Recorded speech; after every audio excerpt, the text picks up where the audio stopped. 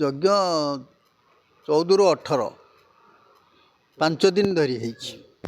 14 तारीख अधिवास एवं 15 है उद्यापन है 5 दिन धरी 5 दिन धरी केबे देखिले एमता यज्ञ केबे हितला आगरो हितला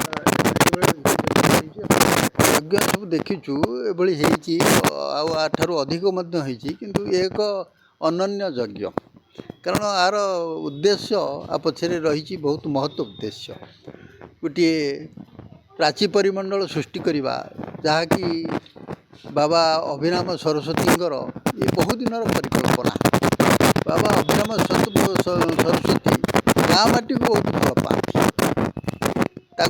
बाहर जगत सन्थ जगत सन्यासी जगत बाबा बोली जाने किंतु आमे जानू जड़े गाँ प्रेमी मनीष ये भाव में आम ग्रहण करूँ बाबा बेश किंतु आमे जड़े खांटी मनीष निरुता मनीष भाव में ग्रहण करूँ तेणु से गाँ माटी को भल पाउथिबा जड़े मनीष जहाँकि जीवन दर्शन होउची पूर्व पुरुषर पवित्र संस्थान देशर जातिर गौरव गान पुण्य जन्म माटी पुण्य देवालय उद्धरिवा लगी तनु कले क्षय मानव जीवन होई सफल ए महादीक्षा कि बुझिब उत्कल। तेणु जन्म माटी पाई काम कले जीवन को आपण उत्सर्ग कले शरीर को क्षय कले ये जो महान व्रत जो पुण्य हम ताठारु महादीक्षा आ किछि नाही। तेणु उत्कलवासी उद्बोधित करिसेंती कवि जे तुमे माने एई भली कार्य कर गाँ पाई कि गाँ माटी पाई उत्सर्गीकृत हो जाओ ये बहुत दिन परिकल्पना कारण गाँ माटी को बागेबी गाँ को एक आध्यात्मिक परिमंडल सृष्टि करी एवं प्राची आर जो प्राचीनता रही जो आध्यात्मिकता रही जो पावन स्थल रही आहुटिके पर्याप्त करी एवं मोर जनमानस यांकर गोटे प्रतिच्छवि प्राची माता प्राची सरस्वती तेणु से प्राची सरस्वती गंगा जमुना त्रिमूर्ति प्राण प्रतिष्ठा करी से मंडप पर स्थापन करिसेंती एवं एक कुंड करिसेंती जहाँकि अस्थि विसर्जन करा जायछि। आमर भारत भूमिर कौनसी माटी कौनसी पानी कौनसी वृक्ष कौनसी शिला अपवित्र नुहे समस्त होउछन्ति ब्रह्ममय।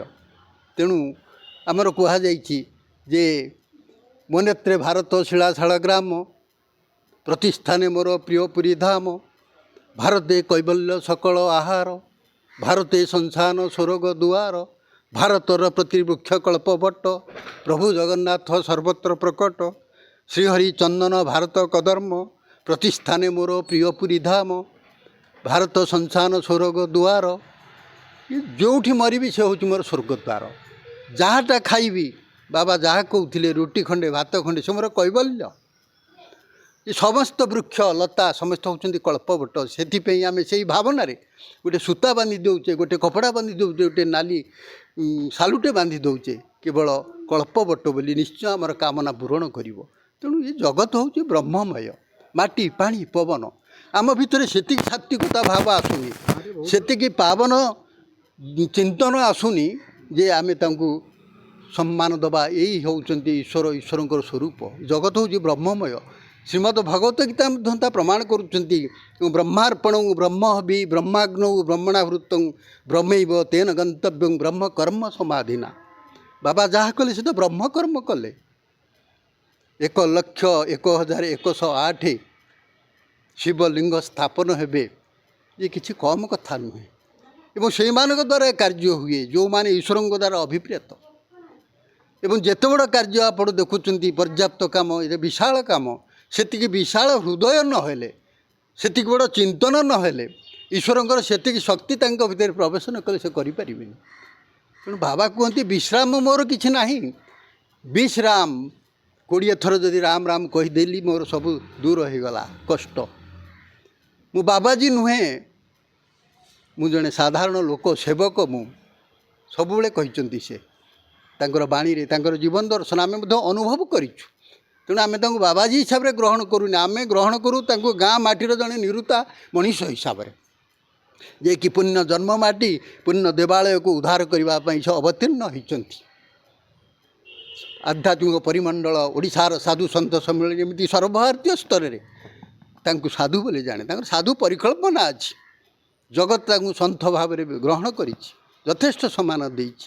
ବହୁ ସନ୍ଥଙ୍କୁ ମୁଁ ଦେଖିଛି, ବହୁ ମଞ୍ଚରେ ସେମାନେ ଆସି ତାଙ୍କର ପଦାର ବିନ୍ଦରେ ତାଙ୍କର ପଦଧୂଳି ମଧ୍ୟ ନେଇଛନ୍ତି।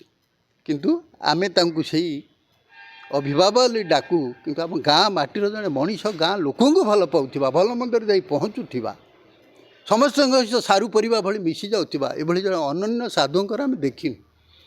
ଆପଣ ଯାହା ପଚାରୁଥିଲେ ଗର୍ବ ବିଷୟ, ଅହଙ୍କାର ବିଷୟ, ସେ କଥା କହୁଥିଲେ ଯେ ଅହଙ୍କାର କରୁଛି ତାର ସେବା କର, ତା ଅହଙ୍କାର ଅବନମିତ ହୋଇଯିବ। ତେଣୁ ଆମେ ଅହଙ୍କାର ଦେଖିକିରି ଆମେ ଯେଉଁ ଭିତରେ ଯେଉଁ କ୍ରୋଧ ଆସୁଛି, ଆମ ଭିତରେ ଯେଉଁ ଅଭିମାନ ଆସୁଛି, ଆମେ ଯେଉଁ ଖାପଛଡ଼ା ରହୁଛେ, ତା ଦ୍ୱାରା କ'ଣ ହେଉଛି, ଆମ ଭିତରେ ଆମର ଭାବର ସମ୍ପ୍ରସାରଣ ହୋଇପାରୁନି, ବିନିମୟ ହୋଇପାରୁନି। ତାଙ୍କ ଅହଙ୍କାର ତାଙ୍କ ପାଖେ ରହୁ, ଆମର କିଛି କହିବାର ନାହିଁ। କିନ୍ତୁ ଆମେ ତାଙ୍କ ପାଖେ ଯେତିକି ପାଇବା ଭଲ ମନ୍ଦ ଜିନିଷ, ଭଲ ଜିନିଷଟାକୁ ଗ୍ରହଣ କରିବାକୁ ଚେଷ୍ଟା କରିବା, ଯାହାଫଳରେ କି ଅହଙ୍କାର ଅବନମିତ ହେବ। ତେଣୁ ବାବାଙ୍କର ଯେଉଁ ପରିକଳ୍ପନା, ବହୁଦିନର ପରିକଳ୍ପନା, ଏତିକିରେ ଶେଷ ହେବ ନାହିଁ। ଆହୁରି ମଧ୍ୟ ତାଙ୍କର ଯଥେଷ୍ଟ କଥା ରହିଛି କରିବା ପାଇଁ କି। ବହୁତ ଚେକ୍ ଡ୍ୟାମ୍ ହେବ, ସେଠାରେ 84ଟି ଘାଟ ହେବ, ଜଳ ପ୍ଲାବନ ହେବ, କୃଷି କରିବେ। ମୋର ଅଞ୍ଚଳର କୃଷକ, ମୋର ଅଞ୍ଚଳର ଶ୍ରମଜୀବୀ, ମୋ ଅଞ୍ଚଳର ଖଟିକିଆ ଭଲରେ ରୁହନ୍ତୁ, ଏ ହେଉଛି ତାଙ୍କର ଐକାନ୍ତିକ ଇଚ୍ଛା। ତେଣୁ